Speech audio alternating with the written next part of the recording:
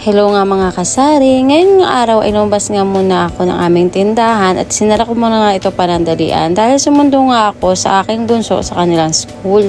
Uwian na nga nila kaya naman ako nga muna ang sumundo dahil tulog nga ang aking asawa. Bali ilang araw na nga rin pala na nag-iba ang aming schedule o ang aming routine. Kadalasan kasi ako ang nagbubukas ng aming tindahan. At simula nung nagbalik nga ang pasukan, simula nung Lunes, ang asawa ko na nga ang nagbubukas. At gumagising na lang ako kapag ihahatid na niya sa school ang dalawang bata. Ay naging ganun na nga ang aming routine dahil hindi na nga ako ginigising ng aking asawa sa madaling araw para magbukas ng aming tindahan o hindi ko na nga naririnig ang aking alarm. Siguro ay pinapatay niya nga agad para hindi mo na ako magising. Ginigising lang ako kapag aalis na nga at ako naman magbabantay ng tindahan habang siya naman ay naghatid sa school. At pagbalik nga niya ay nun pa nga lang siya matutulog. Siya na nga rin ang nag-close ng aming tindahan. Siya na nga rin nagbubukas ngayon. Dahil madalas nga kahit magsara siya ng medyo maaga ay hindi pa rin siya makatulog. At inaabutan ko pa nga siyang gising kapag magbubukas ako ng aming tindahan. Kaya naman nga kapag nakatulog na siya ng umaga ay hindi ko na nga siya ginigising sa tanghali para sunduin ang aming bunso. Para nga kahit paano ay hindi na maabala ang kanyang tulog at magdire-diretso ito. Madalas kasi ay putol-putol nga kapag magsusundo. Kaya naman nga ako na nga ang nagsusundo dito sa aking bunso kahit nga napakainit, naglalakad lang ako. Meron naman nga kaming motor pero hindi nga ako ganun kakomportable dahil nga dito sa may daanan namin dito papasok dahil alanganin nga sa may stoplight. Kaya nga mas pinipili ko na lang lakarin itong aming daanan pataas at ito nga sa may pinakataas na lang kami nagta-tricycle. Hindi na nga rin kami nagpapapasok sa tricycle dito dahil medyo masikip nga ang daan at medyo nahihirapan nga sila pag may kasalubong. Wala pa nga 30 minutes siya na nga isinara ko ang aming tindahan kaya naman ito nga at magbubukas na ulit ako. Yun lang muna mga kasari at ako'y magluluto pa ng aming pananghalian. Bye-bye!